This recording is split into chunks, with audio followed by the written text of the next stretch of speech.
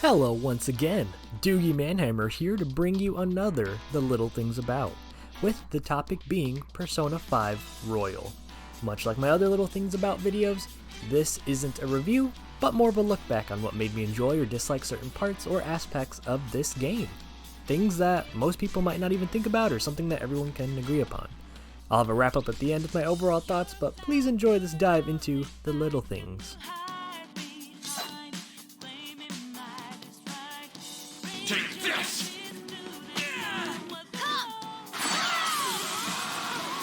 Excuse me, that seat was for this lady.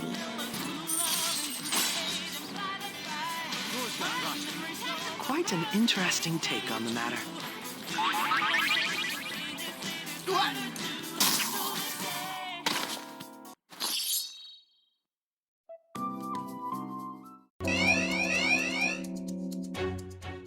I played Persona 5 Vanilla, which, let me be quick, this is a funny name to call an original debut of the game, or before expansions come out. It's just a really funny name. But when it first came out back on PS4 in 2017, it genuinely was my game of the year right next to Breath of the Wild. This is my first experience with the Persona series, though I have played and loved Tokyo Mirage Sessions, and many people who played it and reviewed it said it was very similar to Persona, more so than Fire Emblem and Shin Megami Tensei, which is funny since it's supposed to be a cross of those two, but that's besides the point. That was in 2016, so the next year was another game that seemingly was going to be just like that, so I had to get it and play it day one, and I was absolutely addicted. Straight from school, go home, play some more for hours and hours, rinse and repeat. God bless my college schedule and my lack of social life, because it really helped with my over 120-hour journey that this game took me on. Royal came out roughly 3 years later, and I really contemplated as to whether or not I was going to get it when it first came out, but I ultimately decided against it because everything was still so fresh in my mind, especially with the weekly anime that they had in 2018, and I really questioned the worth of this quote-unquote expansion and how different it would be. Fast forward another 2.5 years later since Royal's initial release, and it has gone multi-platform. And I did not hesitate to drop $60 roos for the Switch version, which really questions my monetary spending mindset, but that can be a discussion for another time. Also, please note that most gameplay, unless otherwise specified, is from Spheric Alpha. Thank you very much. I'll have the channel linked in the description below. Now, it is time for the little things about Persona 5 Royal. Okay, let's move on.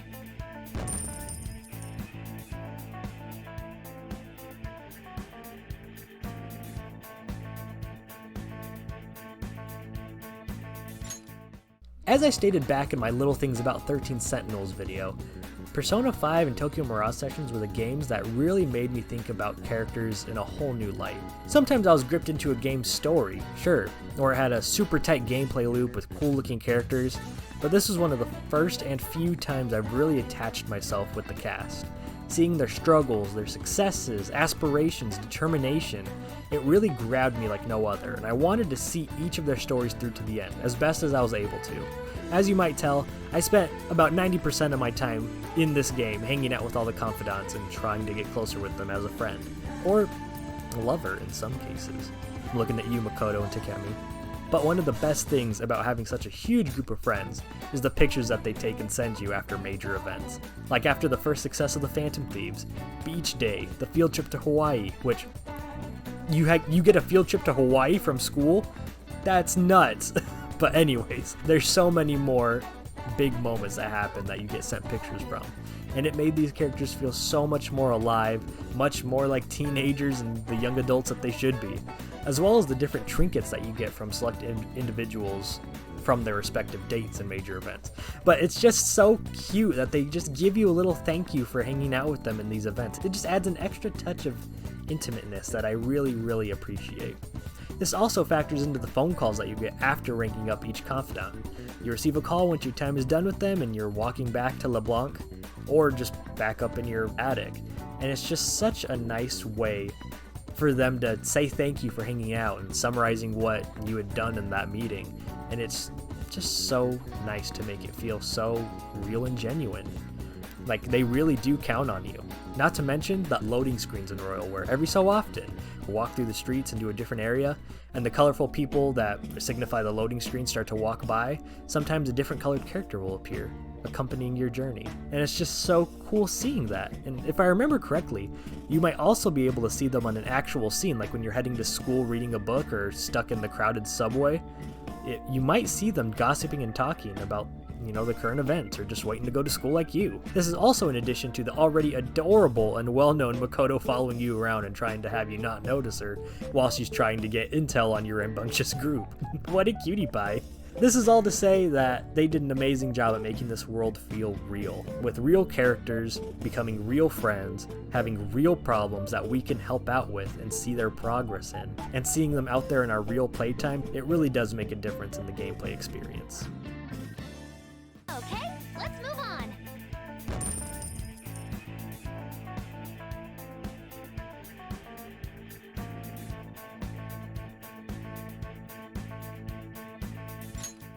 Now, while I'm out here absolutely gushing over how much I love the cast, it isn't without its issues, and there's two glaring ones that I have. One of them being Yusuke. No offense, Yusuke, I think you're a swell guy, but I absolutely hate your confidant ranking system. He's one of the few characters where his ranks come from participating in battles in Mementos to help with his art block. And don't worry, we will touch upon Mementos soon. But these types of side quests or progression for a character rank is my absolute least favorite. Now yes, I understand that this is an RPG. Battles are plentiful and expected, and if it's a fun game system, then what's the issue with doing more battles? Well, I'm a lazy RPG man, and I do not want to partake in more battles than absolutely necessary, which more often than not makes me severely underleveled as I progress through games, but that's just a personal issue I have. I just want to spend time doing meaningless and dumb things with the gang, not fight monsters when I already have to do that when I'm not hanging out with you. So why do I have to mix that, Yusuke? Huh? You got an answer for that, buddy? Why? Why don't you just want to get ramen like Ryuji, or go to the electronics store like Futaba? Heck, Makoto's out here making me be her fake boyfriend so we can spy on somebody, but no, you're here because you have an art block, so let's go fight bad guys so you can get inspiration for your artness. Absolutely unacceptable, Yusuke. Absolutely unacceptable. That's why I didn't even try to rank him up beyond his initial confidant rank so I can level him up in darts and for the baton passes. Hell, I barely used him in the game, period. Don't need him wasting my time like that.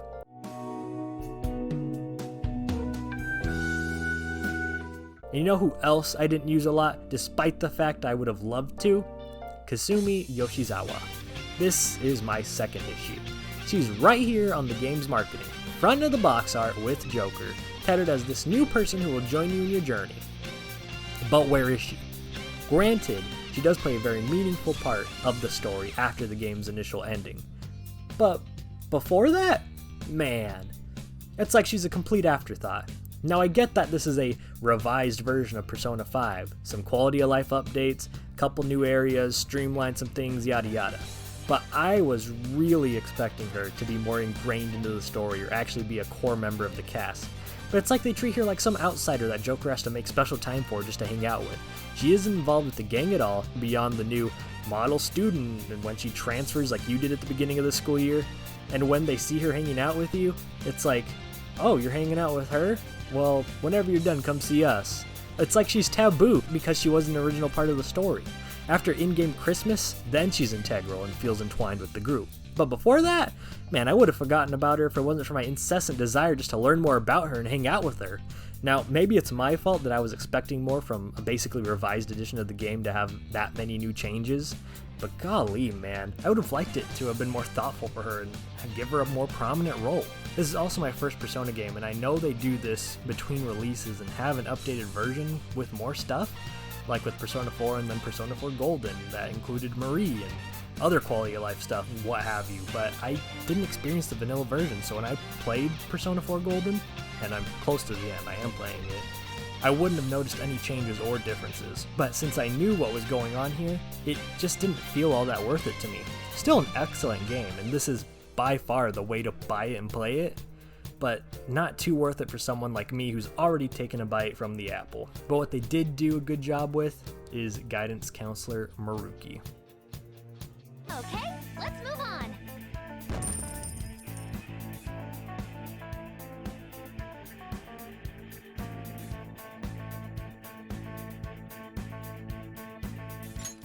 With the advertising and marketing of Persona 5 Royal, along with Kasumi was the new guidance counselor for the school that would be introduced after defeating Kamoshida. This being Maruki. While not touted as a huge new thing like Kasumi, Maruki felt very organic with its introduction, since the horrible tragedies that Kamoshida wrought would make sense with the school hiring someone to help with all the traumatized youth. Also, being part of a school faculty like Kawakami, you wouldn't expect to see them often, and we'll see them as necessary for story, reasons, and confidant ranks, unlike someone who's your own age and would seemingly want to hang out with you more. Sorry, I apparently have a lot of frustration with Kasumi's handling, but, you know, it is what it is. But anyways, Maruki.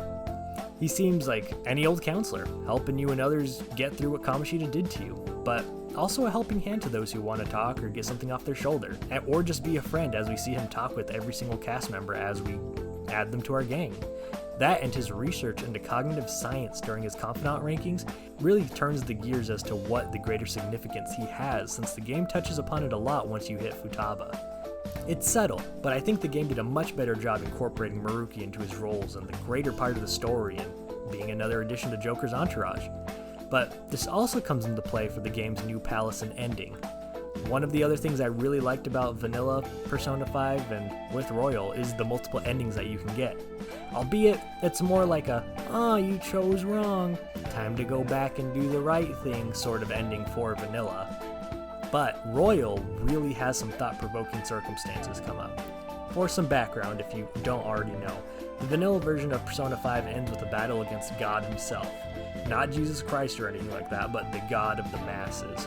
And it ends with people gaining their free will back and mementos being erased, thus disbanding the Phantom Thieves, and all's well that ends well, I guess. And it's on Christmas, no less, so that's cool. But then you notice something.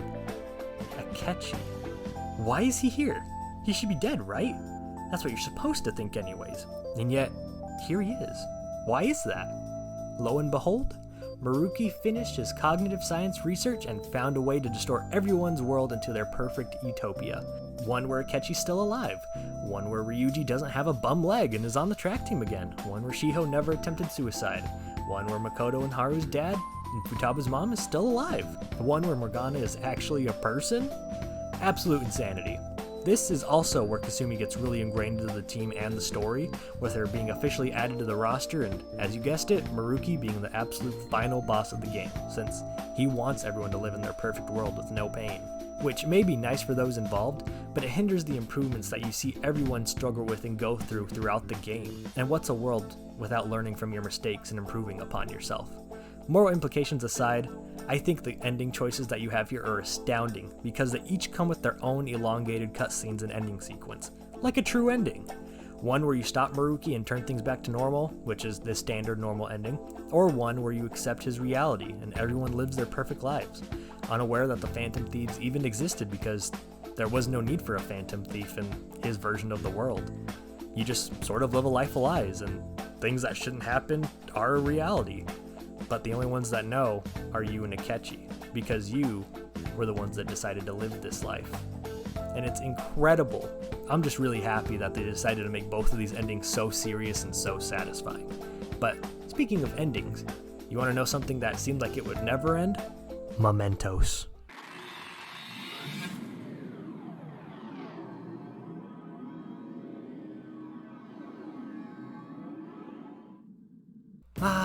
Mementos. How I loathe you so. For those unaware, Mementos is a procedurally generated labyrinth that gets bigger and bigger for each palace you defeat. This is where side quests or the requests are done, and some extra grinding if you need it since palaces disappear after completion. However, going through the entirety of Mementos is absolutely necessary to beat the game. That's like over 50 levels. This place was awful to go through the first time around, and it was slightly less awful the second time around, until at the very end, there's another 20 levels that they added. Sure, they have a different background element, and different music and enemy looks, but come on. It was bad enough that I thought Mementos was the weakest part of Persona 5 as a whole, and they added more of it? Come on, dude. But at least they did do it some good with adding Jose. My name is Jose. I'm looking for flowers. Josie? My name is Jose. Are you sure it's not Jose? Jose. Apologies to any Spanish-speaking viewers out there. They added Jose. who collects flowers scattered around mementos for items, and levers that you can pull for upgrading your EXP, money, and items that you earn through battle in mementos, as well as, some new music, but it's really just remixes of the mementos theme. Some of them go really hard though.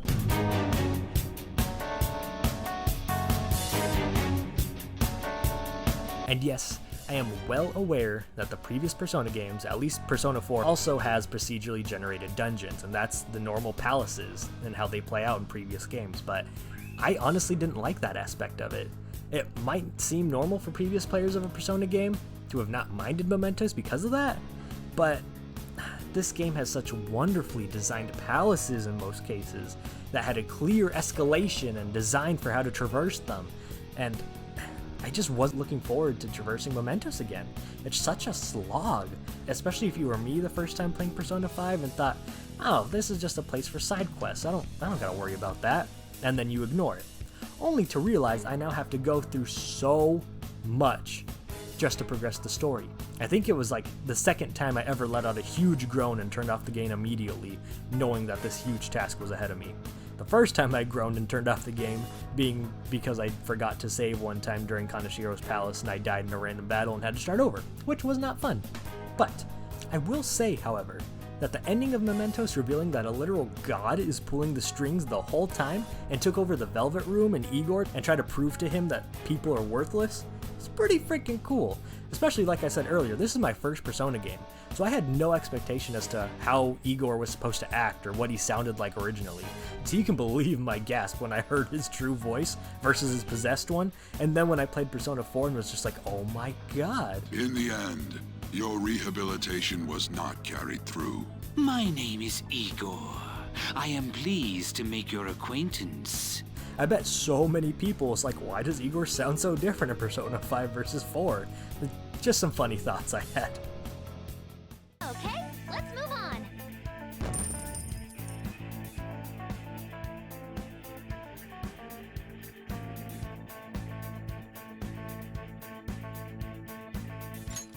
Persona 5 Royal was a great revisit into Persona 5. It's been over 5 years since I last touched Persona 5 Vanilla, and I think it was a proper amount of time to forget enough things while also remembering enough to know what you're doing and how to maximize my time. I will admit, I do not believe double dipping is worth it for what little it added to the experience. I was very conflicted with this at first because it seemed like a substantial amount, and it might be to some people, which great for you. But it really boiled down to just a smoother experience than the original with some extras included. But it definitely is a case of I feel like I'm missing out without seeing what new stuff that they did in the upgraded version. And that's a valid response because I felt that the entire time. But if you did play the original, you're not missing out on much. However, if you have yet to play Persona 5, definitely pick up Royal, as it is the definitive version. But like I said, I very much enjoyed my time going back, and I can't wait to dive into Persona 3 when that comes out here soon, and eventually Persona 6. And absolutely last criticism and note, I am absolutely livid that they changed the menu theme, because in Persona 5 Vanilla, Phantom, when you go into the loading screen and the subway's going on down there, oh my god, that song is a bop, dude. And that's been my alarm theme for the past 5 years, so you can imagine my disappointment when I booted the game up for the first time. Yeah. Anyways, thank you so much for watching. I really do appreciate it. This is my third, Little Things video, and I really do like making these. It's just nice to talk to a microphone thinking I'm, talking to somebody else in front of me, and, I just have a great time with it. And it's fun to edit too. It takes a while, but I enjoy it. So, yeah, I know you didn't see any Persona 5 in the actual, channel itself. I didn't play through it. I just feel like making these kinds of videos for games that I really do feel strongly about or have a great time with and want to, elaborate on further. So, hope you enjoyed as well. And, yeah, thank you so much for watching. And I'll see you in the next gameplay or next little thing, whatever I do next. So, in the famous words of Lynn from the Persona 5 soundtrack, wake up, get up, and get out there. See ya!